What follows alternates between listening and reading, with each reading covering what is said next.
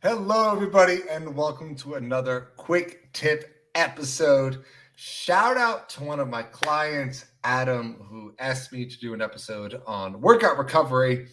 And I was looking through all the research and going back on my own knowledge. Workout recovery is just too broad of a topic to really dive into in only 5 to 10 minutes. So I'm actually going to strip this down to specifically protein and the effects of is protein after a workout necessary. You hear all the time in the gym coming from people that after an exercise, within a half an hour, some say, within 2 hours, some say, have protein immediately after a workout. It's going to help you with muscle soreness. It's going to help with muscle growth or hypertrophy, as we would call it. So there's different ways people go about of making sure you're getting enough protein in after a workout to help with your different states, is I guess the easiest way to put it. So we're going to try to keep this simplified. I'm going to show you some research. I'm going to give you some sources to look into yourself. I do believe in doing your own research, but I'm going to try to simplify everything for you guys. So let's dive into this right now. So first, we're going to start with what is protein? Protein is a macronutrient. It is one of the big three. For carbs and fats are the other two. So specifically protein. Then we're going to go into, is protein after a workout necessary? The answer isn't a simply yes. Yeah, I know there's a lot to it.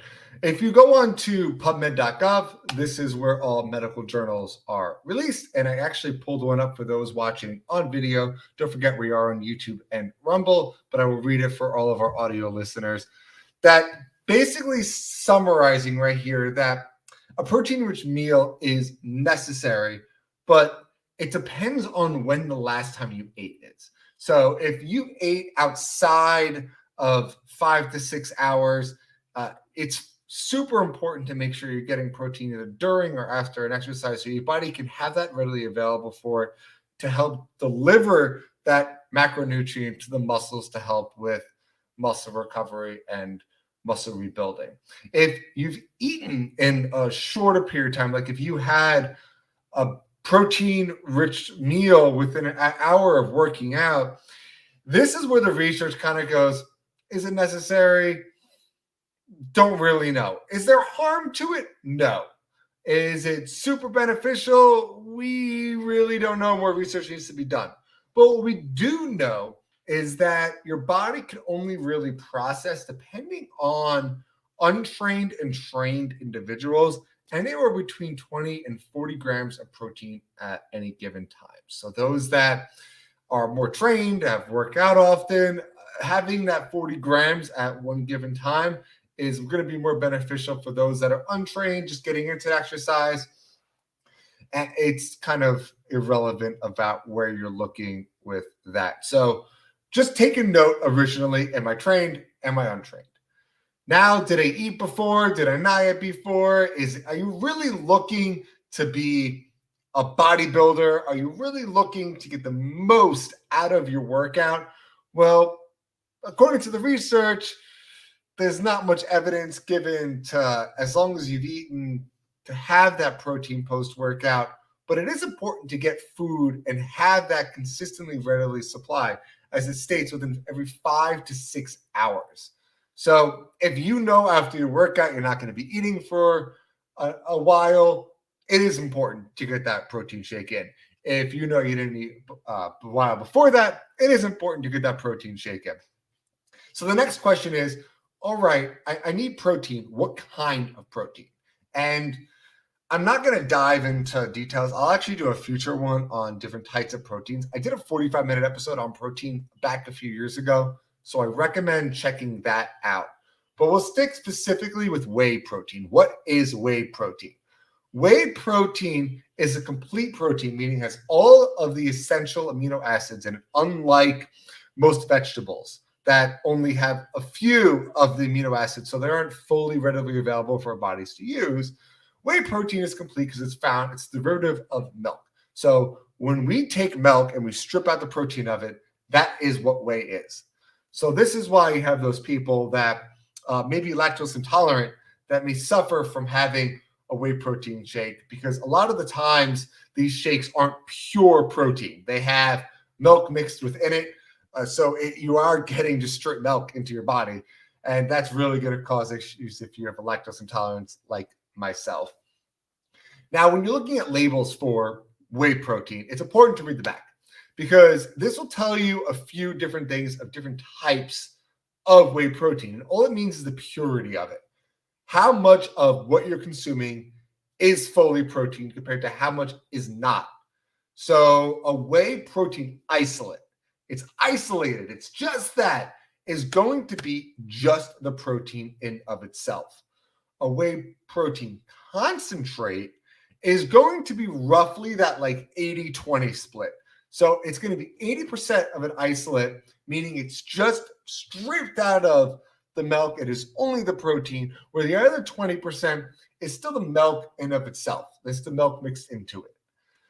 Then a whey protein blend is usually that 50-50 split. It's got a lot more milk into it, and it's really got a bunch of extra calories because they're basically just like milk at this point. So it's important to read labels, guys.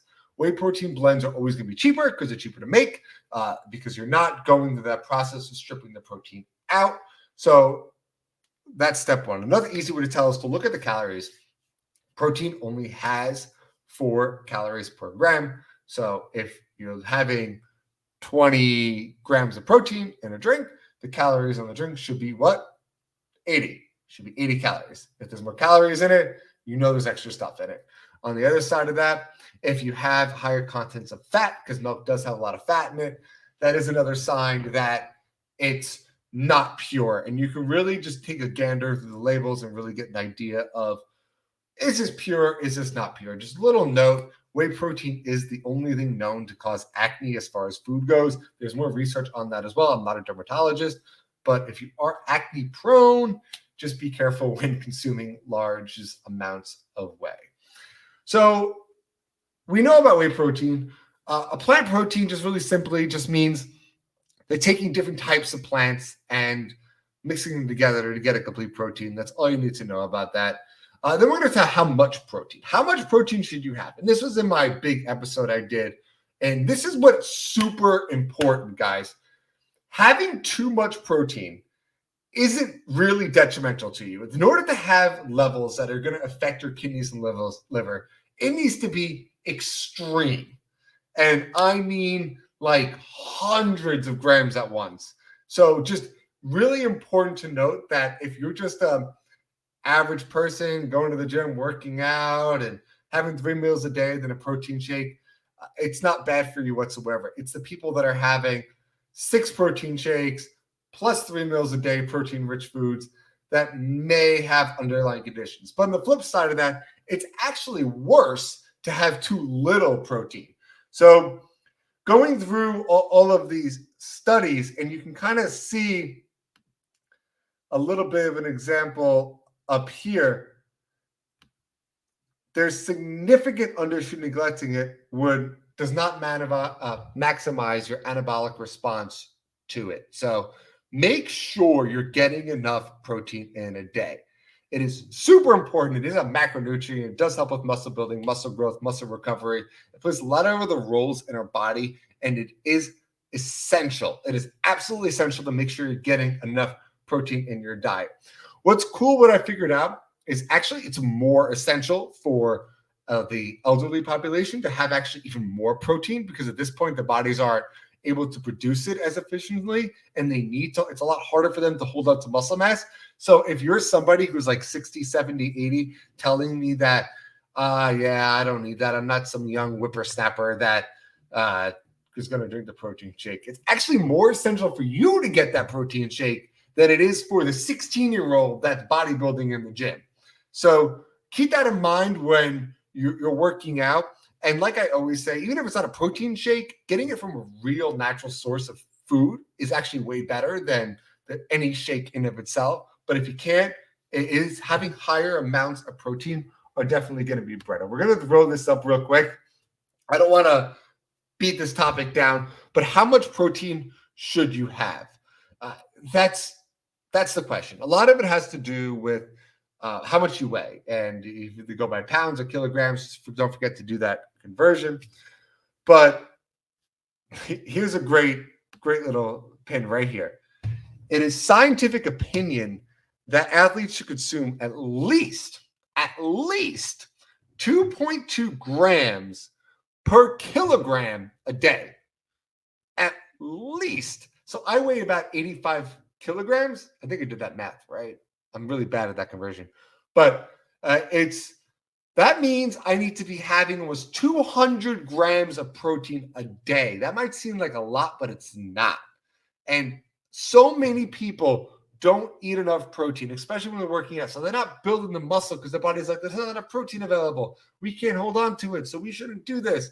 And then on the flip side, protein fills you up. It satiates your body. It lowers your appetite.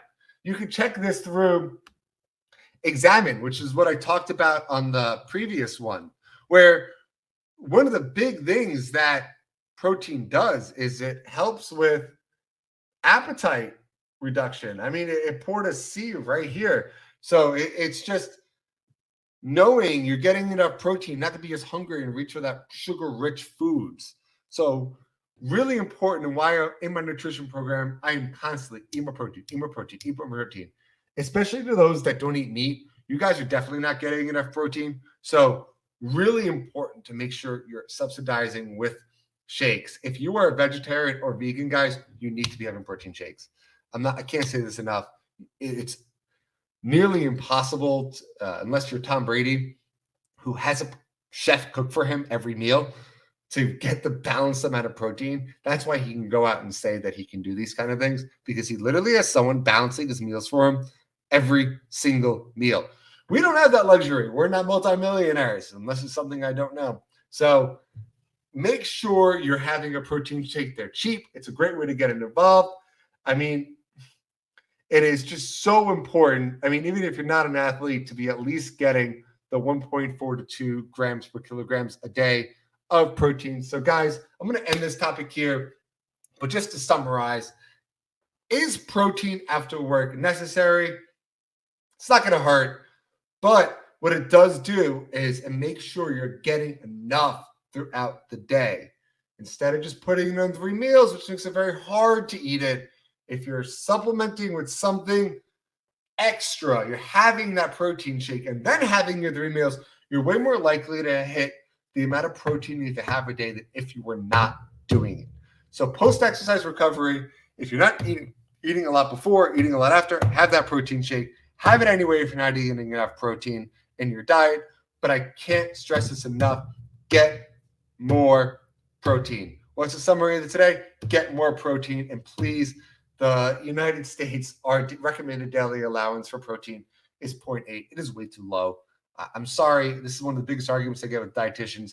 It is so low. It is so past proven. This is data that's backed almost 25 years already. It's time to move on. It's time to restudy. Go buy these scientific journals that are being published every day. This one came out 2019, so not that long ago.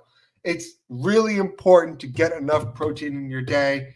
Don't worry about having too much. Obviously, don't take things to the extreme like we talked about with creatine. You're having obscene amounts, you're going to have issues. But that is so hard to hit that amount. So get up to that 2.2 grams per kilogram a day. Again, that's 2.2 grams of kilograms of protein per day. Thank you, guys. I hope you enjoyed this week's quick tip episode. Don't forget, if you have a topic you'd like me to talk about and maybe give a shout out to you on the show, please reach out, healthfitnessredefinedpodcast@gmail.com. Again, healthfitnessredefinedpodcast@gmail.com. And we will see you in 2 weeks. Until next time.